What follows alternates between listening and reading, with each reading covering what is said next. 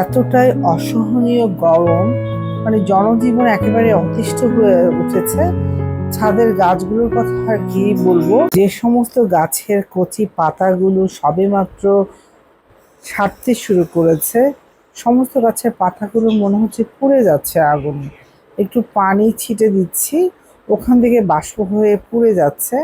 তারপরও যখন রোদটা হালকা থাকে, সকালের দিকে একটু স্প্রে করি, বিকেলের দিকে আবার পানি ঝাপটা দিই। মানে এতটাই গরম, বাগানটাকে টিকিয়ে রাখা একেবারে চ্যালেঞ্জের মুখে হয়ে দাঁড়িয়েছে। হ্যালো মাই লাভলি ভিউয়ার্স, আসসালামু আলাইকুম। কাশিবের ছাদ বাগানের পক্ষ থেকে সবাইকে অভিনন্দন। আশা করি সবাই ভালো আছেন, আমারই মতো ফুল ফল এবং সবজির গাছ লাগাচ্ছে। বাড়ি থেকে এসে প্রচুর তো হারভেস্টিং করেছিলাম, বলেছিলাম বিকেলে প্রচুর কাজ করব, কিন্তু এতটাই গরম ছিল, মানে দুপুরবেলা রান্না করে খেয়ে মানে আর টায়ার্ড হয়ে আর বিকেলে ছাদে কাজ করা হয়ে ওঠেনি। আজ আবার বিকেলে ছাদে উঠেছি, কাজ করলাম টুকটাক। প্রচুর কাজ জমে আছে, ধাপে ধাপে করব। এই গরমের ভিতরে একেবারে প্রেশার নেওয়া যাচ্ছে না, এতটাই গরম। মানে 10 মিনিট কাজ করলে মনে হচ্ছে গোসল করে উঠে যাচ্ছে, এমন অবস্থা। তাপমাত্রা এতটাই বেড়েছে, গাছগুলো দেখলে এত মায়া লাগে ভিউয়ার্স বন্ধুরা, কিছু করার নাই, তারপরও কাজ করে যাচ্ছি। বাগানটাকে টিকিয়ে রাখার জন্য যথাসাধ্য চেষ্টা করছি। এখন কয়েকটা গাছ একটু রিপোর্টিং করব, কারণ যাওয়ার আগে কিনে রেখে গিয়েছিলাম, রিপোর্টিং করা হয়নি। এটা একটা সাদা রঙ্গন, আমার ছেলে পছন্দ করে কিনেছে নার্সারি থেকে, আমি তাড়াহুড়ো করে রেখে গিয়েছিলাম, আজ রিপোর্টিং করলাম। আর এটা হচ্ছে চন্দ্রমল্লিকার গাছ, সেটাও রিপোর্টিং করব। কিছু চন্দ্রমল্লিকার গাছ আছে, সেগুলো কাটছাঁট করব, যাতে সামনে শীত আসছে, গাছগুলো থেকে প্রচুর ফুল পাওয়া যায়। আজকে এটুকুই থাকবে ভিডিওর ভিতরে, আপনারা দেখতে থাকুন, অবশ্যই ভালো লাগবে। সাদা রঙ্গনটা আমি একবার কিনেছিলাম মেলা থেকে, সেটা তো নষ্ট হয়ে একেবারেই মরে গেছে অতিরিক্ত পানির কারণে, খরার কারণে। যাই হোক, এখন আবার নতুন করে কিনেছি, সেটাকে রিপোর্টিং করে দিলাম। এবং প্রচুর ফুল ছিল, এসে দেখলাম ফুলগুলো ফুটে মরে গেছে, আবার নতুন করে কুড়ি বেরোচ্ছে, সেগুলো একটু কাটছাঁট করে দিচ্ছে। সাদা রঙ্গন, সাদা রঙের টবে লাগিয়েছি। কেমন হলো ভিউয়ার্স বন্ধুরা অবশ্যই জানাবেন। যারা নতুন বন্ধু আছেন অবশ্যই চ্যানেলটিকে সাবস্ক্রাইব করে পাশে থাকা বেল আইকনটিকে প্রেস করে রাখবেন, যাতে নতুন কোনো নোটিফিকেশন আসার সাথে সাথেই আপনাদের কাছে পৌঁছে যায় ভিউয়ার্স বন্ধুরা। আর এখন দ্বিতীয় ধাপে যেটা লাগাচ্ছি, একটা লাল টব নিয়েছি, সেটাতে আমি হচ্ছে চন্দ্রমল্লিকা লাগাবো। এগুলো শীতের সময় একেবারে তোড়ার মতো হয়ে থাকে। এখনও ছোটো ছোটো ফুল এসছে, মাঝে মাঝে ফুল দেখা যায়, কিন্তু শীতের সময়টায় অসম্ভব সুন্দর হয়ে ফুটে থাকে তারা। এই যে গাছটার মাথায় ছোট ছোট কিন্তু কলি এসছে, এই কলিগুলো অচিরেই ফুটবে আশা করছি। প্রচণ্ড গরম, একটু ছায়াযুক্ত জায়গায় এই অবস্থায় রাখতে হবে চন্দ্রমল্লিকা গাছগুলো, না হলে যতই পানি দেন রৌদ্রের তাপে গাছগুলো পুড়ে যাবে। নভেম্বর ডিসেম্বর নাগাদ এই চন্দ্রমল্লিকা গাছগুলোকে একটু বাঁচিয়ে রাখার চেষ্টা তো করতেই হবে, প্রচণ্ড খরা। এই অবস্থায় গাছগুলোকে যতটা পারেন শেডের নিচে রেখে সকাল বিকেল পানি ঝাপটা দিয়ে গাছগুলোকে বাঁচিয়ে রাখুন। আর শীতের সময় এই গাছগুলো থেকে অসম্ভব সুন্দর ফুল দিয়ে আপনার বাগানটিকে ভরিয়ে দেবে। আমার কাছে বেশ কয়েকটা চন্দ্রমল্লিকার গাছ আছে, সেগুলোকে আমি বহু যত্নে টিকিয়ে রাখার চেষ্টা করছি। আর একটা গাছ শীতের শীতের সময় ওই অবস্থাতেই ছিল, শীত চলে গেছে, রিপোর্টিং করা হয়নি, আজ সুযোগ পেয়ে একটু রিপোর্টিং করে দিলাম। বাগানে মেলা কাজ, মানে এতটাই কাজ জমে আছে, ঈদ করে আনন্দ করে এসে মানে কাজ এতটাই জমে গেছে, সে কাজগুলো মনে হচ্ছে কয়েক যুগ লাগবে কাজগুলো শেষ করতে।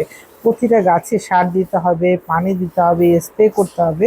এই যে একটা পুঁইশাক গাছ দেখতে পাচ্ছেন, পুঁইশাক গাছে কিন্তু ছত্রাকের আক্রমণ হয়েছে, গাছগুলো খর্বাকৃতি হয়ে যাচ্ছে। আমি ডালগুলো কেটে পাতাগুলো ছেঁটে দিচ্ছি, যাতে পরবর্তীতে গাছগুলো থেকে নতুন কুশি বের হয়ে পাতাগুলো ঠিকঠাক মতো গ্রো করতে থাকে। এই জন্য গাছের যত আক্রান্ত পাতাগুলো আছে, ছত্রাকের আক্রমণে পাতাগুলো নষ্ট হয়ে গেছে, কালো করে স্পট হয়েছে, এগুলো হচ্ছে কমন রোগ পুঁইশাক গাছের।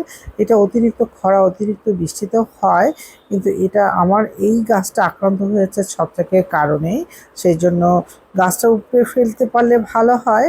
আমি রেখে দিলাম আইসোলেটেড করে, যদি ভালো হয় ভালো, না হয় ফেলে দিব একেবারে উঠিয়ে। এখন চলে এলাম আমার কচু গাছগুলোর কাছে। কচু গাছগুলো বেশ বড় বড় হয়ে গেছে, জঙ্গল হয়ে গেছে, ধীরে ধীরে তো পরিষ্কার করতেই হবে। এখানে দেখছি বেশ কিছু লতি হচ্ছে গোড়া থেকে। এই দেখুন কি সুন্দর লতি বের হচ্ছে। সেই লতিগুলো যাতে পরিপক্ক হয়, একটু মাটি এবং সারযুক্ত মাটি দিয়ে দিব এটাতে গোড়ায়। এই তো এইভাবে কচু গাছের যত্নগুলো করে নিচ্ছি। অনেক কাজ আসলে ছাদে জমে আছে দীর্ঘ 12 দিনে। যে কাজগুলো একেবারেই করতে হবে, মানে একেবারেই না করলেই না, সেই কাজগুলোতে শুরুর দিকে হাত দিয়েছি, টুকটাক করে কাজ করছি। আরেক কিছু কাজ আছে যেগুলো গাছগুলোতে স্প্রে করতে হবে। পোকার আক্রমণ হয়েছে দেখলাম, বিশেষ করে বরবটি গাছগুলোতে পোকার আক্রমণ হয়ে গেছে। ওগুলোতে একটু বিষ স্প্রে করতে হবে, একটু ভিটামিন স্প্রে করতে হবে, গোড়ায় সার মাটি দিতে হবে। ধাপে ধাপে করব। আজকে বিকেলবেলাতে অল্প একটু সময়ের জন্য ছাদে উঠেছি, কারণ এত গরম, এই গরমে ছাদে ওঠা যাচ্ছে না। যতটুকু পারছি ততটুকুই করে যাচ্ছি। তবে আজকের আবহাওয়াটা মনে হচ্ছে যেন একটু মেঘলা মেঘলা, কিন্তু বৃষ্টি হবে হবে করছে, কিন্তু বৃষ্টি কোথাও দেখা নেই। প্রচণ্ড গরম। এই আবহাওয়াতেই কাজ করে গেলাম ছাদে, যতটুকু পেরেছি করছি, আপনাদের সাথে শেয়ার করছি। এই তো গোড়ায় সারযুক্ত মাটি দিলাম বেশ খানিকটা, যাতে লতিগুলো একটু বড় বড় হয়, গাছগুলো যাতে একটু জোর পায় আর কি। যেহেতু গোড়া থেকে লতি বের হচ্ছে, একটু মাটি দিয়ে গোড়াটা বেঁধে দিলে কি হবে, লতিগুলো মোটা মোটা হয়ে এবং বড় বড় হয়ে বের হবে। এই মাঝখানটায় বেশ কিছু ফলের ক্যারেট খালি পড়ে আছে। টুকটাক করে কচু গাছ হয়ে যাচ্ছে, সেগুলো আমি সব উঠিয়ে ফেলবো। এখানে যেহেতু গরমকালের ডাঁটা আমার খুব পছন্দ, একটু মাটিটা আজকে নিড়িয়ে রাখবো। কাল পরশু নাগাদ এর মধ্যে ডাঁটা লাগিয়ে দিব আশা করছি।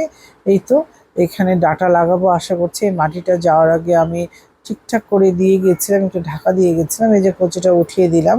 এইভাবে ক্যারেট থেকে কচু গাছগুলো সরিয়ে নিয়ে ডাঁটা বা বিভিন্ন ধরনের শাক বলেন বা ঢেঁড়স বলেন আমি আবার লাগিয়ে দেবো। কারণ ঢেঁড়স গাছগুলো এমন হচ্ছে উপরের দিকে পাতা পুড়ে যাচ্ছে এবং ডগাটা পুড়ে শুকিয়ে যাচ্ছে প্রচণ্ড রোদে, ফলনটা তাহলে অবভিয়াসলি কমে যাবে।